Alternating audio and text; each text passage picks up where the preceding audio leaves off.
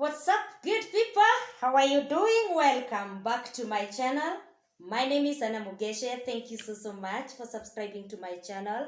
Thank you for 1.7k subscribers, but we've been staying there for the longest time possible.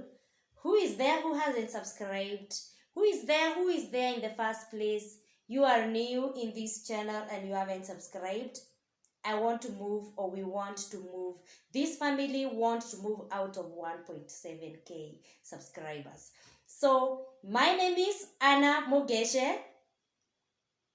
Anna Mugeshe, the Counselor TV, is here. I am a counselor. I do one-on-one counseling. I do counseling services consultation. Thank you so much for choosing this channel to be your home. I'm so much excited to say that we are doing well, despite the fact that most people, a big percentage is watching without subscribing. I've talked about a relationship in the last video, and I said in connection to the celebrating my marriage anniversary, I said I'll do several videos about relationship, and we've done one about what kills relationships slowly, things that you should watch out. And today I want to talk about what undermines those relationships, and specifically I want to talk about the marriage paper. I want to talk about the marriage paper, what makes marriages very bitter, what makes marriages unbearable, and this is what I'm going to call what undermines marriages. Some of those things that we talked about in a relationship, what undermines relationship, are part of it.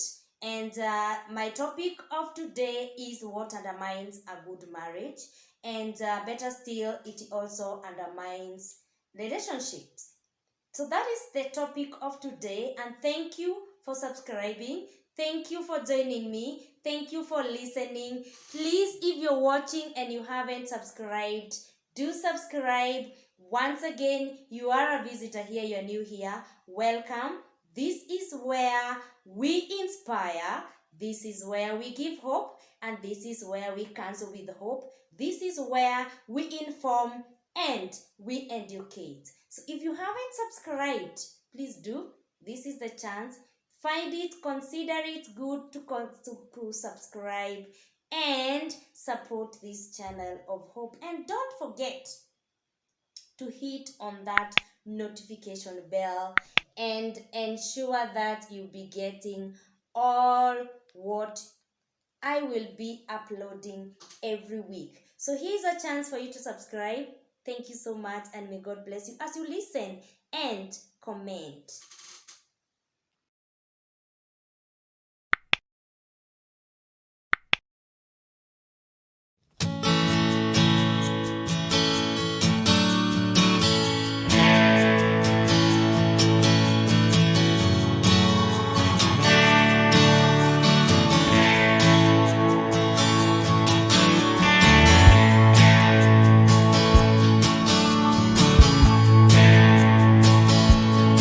So the basis of our topic today, what undermines a good marriage, is from a textbook, or from a book that I've been reading, a book that I'm reading about marriage and family matters.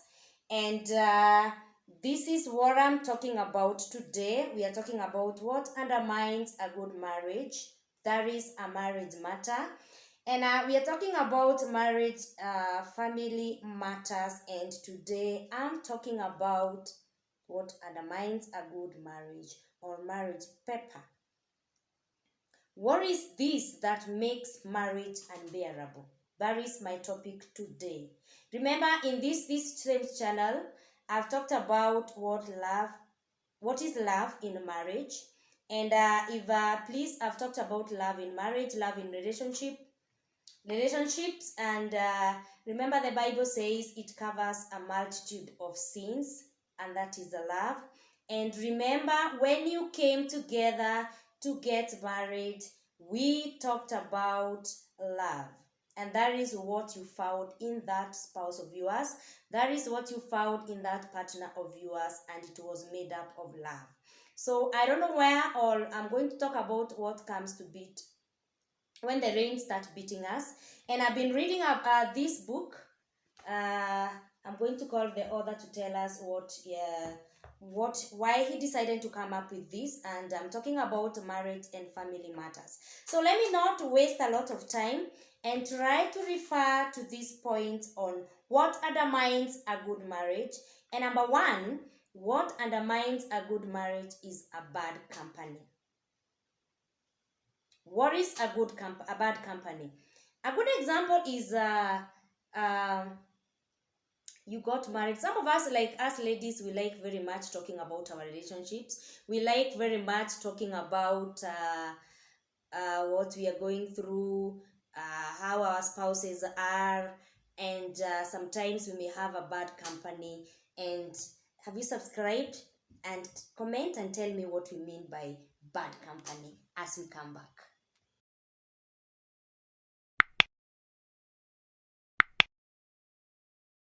So yes, number one is bad company. I hope you have comment and tell me what we mean when we talk about a bad company. That is number one. Number two, we also talk about lack of defined roles in marriages. Lack of defined roles in marriage. What roles? What are the roles of a man? What are the roles of a woman? What are the roles of a man? So, if for example, I give a good example of what was happening or what has been happening in Kirinyaga. It is something that has really been on our social media, in the news, of how men in Kirinyaga are beaten by their women. I don't know. And I came across something. Somebody was commenting and asking, women beat them while they were holding them where? When it's spoken in another language, it sounds very funny. And I didn't find it funny because an extent to where a man is beaten by a woman, while a man is supposed to be the head of the house, that means the roles have changed. The man has stopped being the head of the family, and the woman is tired of being the head of the family, especially if the roles of a man are not met. You stop being the head of the family, and the woman has become the head of the family. You are the neck, I don't know where you are, and that is where we see so many domestic violence. And that becomes or undermines a good marriage or a good relationship. The other point is that, like we had talked about, what kills a relationship slowly is mistrust, lack of trust.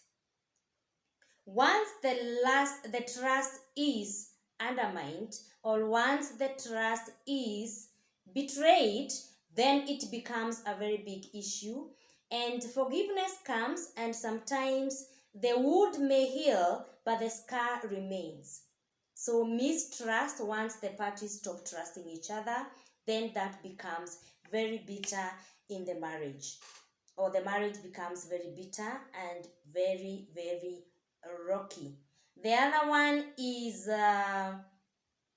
infidelity, unfaithfulness, cheating, and that one is also carried by lack of trust. If you cheat this time, and I forgive you, I've talked to so many people that I talk to, especially when I'm doing counseling, and people forgive each other, but mistrust still remains there to an extent. For example, if one party cheated or did whatever they did outside the wedlock, not outside the wedlock, outside the marriage or the relationship, and one party forgives or the spouse forgives, sometimes it is always good to ensure that that trust is retained or maintained.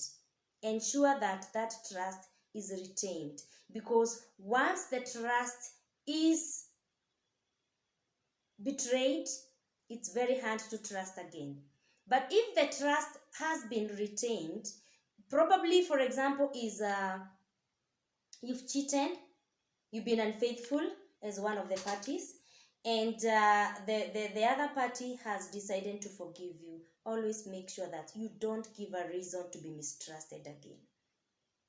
A good example is a friend of mine was talking about the spouse cheating on her, and they went for counseling and forgiving was done, and they agreed that it's not going to be repeated. And it's not funny because she was telling me that anytime he's not at home and it's late at night, she's always thinking what he is doing. So it's always good for both parties to ensure that once the trust is betrayed and forgiveness has taken place, you don't give reasons to the other party to see like the trust is being is being betrayed. I hope I'm clear enough. Yes, we are talking about lack of trust, and once it is betrayed and forgiveness takes place, don't give a reason to the other party to think that you're still doing the wrongs that you did when the trust was broken. That is what I mean, broken. Oh, yes. Guys, don't forget to subscribe. My name is Anna Mugeshe. Let me make it clear because I don't think I was clear enough. Number one, we've talked about bad company. You have people who are misleading you, people who are telling you this is what I do in my relationship, this is what I do in my marriage, and you go and try in your marriage. And probably it's just a lie. Those people have been jealous of what has been happening in your marriage. So be faithful, ensure that you don't sell your marriage to the enemy. The other one I've talked about mistrust, and I connected this one with infidelity, being unfaithful to your partner, cheating in marriage or cheating in relationship. The other one is one that we raised when you're talking about relationship, and we talked about distance relationship. You live in another county, I live in another county. That is something that can also undermine your relationship or your marriage. Because, for example, if I am working in another country, I live in abroad, you live in Kenya. This is where I am in Kenya, and somebody or your spouse is living in abroad. It's very easy for your relationship to be betrayed. It's very easy for your relationship to be rocky because in between mistrust and all that can come in. Domestic violence. This one I've even had the politicians talk about it. Because of the season that we are in, a lot of people have lacked trust in each other, and they are, dialogue is no longer the key thing. People are beating each other, people are killing each other, people are fighting, marriages are fighting, family members are fighting because of what is happening. And this is one of the negative effects of COVID-19. Domestic violence will undermine. I always talk about dialogue in this video, or in this channel we talk about dialogue. Ooh, something is disturbing me. Sorry about that. I hope I have not lost you.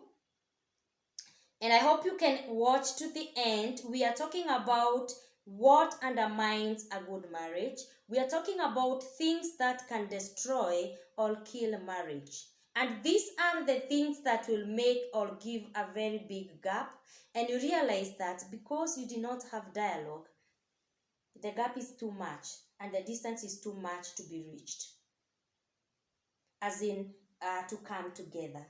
So you've been parting because of these things until by the time you'll be realizing, what are we doing? Do I even know you? The gap is too big and to a point of probably of no return. So domestic violence experienced by families and family members, by marriages and relationship is another thing that undermine a good marriage.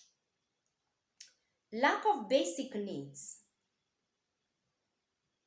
Remember, for example, if you got married to your spouse because of material things, and then we lose job, or you lose job, or your spouse loses job,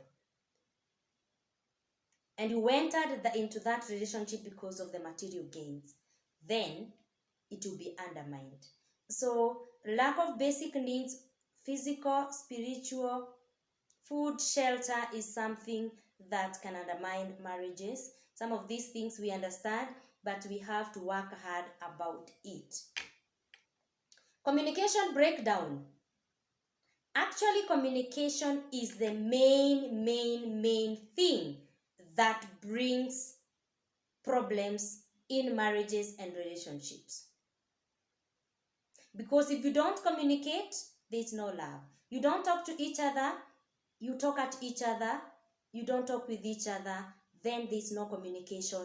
You don't listen, then there is no communication.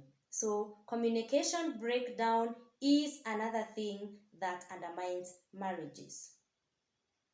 The other one, which is obvious and probably many people have gone through it, is in-law interferences. You allowed your mother to interfere with your marriage. He allowed his mother to interfere with his marriage, and that's it. So your mother or your father, your sisters and your brothers, and all the in-laws on both sides are at the middle of your marriage. Remember, you joined the two of you, and it should be all about you. Yes, it should all be all about you. Subscribe, guys. I'll be back. Sorry guys, have had so much distractions here and there, and that is why I've been breaking on and off. But thank you so much. I hope I have helped you about those things that undermine good marriages. And I was talking about communication breakdown. I've talked about lack of quality time. That is another point. You don't have time for each other, in-law interferences, denial of conjugal rights. This is where I talked about dry spell. You don't ask each other, what are you carrying? Yes, denial of conjugal rights. There is nothing that is taking place. And lastly, lack of self-control. I hope I have helped you. I hope I've inspired you. I hope I've educated you and informing you on the things to watch out if you want to have a good marriage. So guys, subscribe, hit on the notification bell, and ensure that you become a member of this family. Watch to the end. If you're still watching, thank you so much.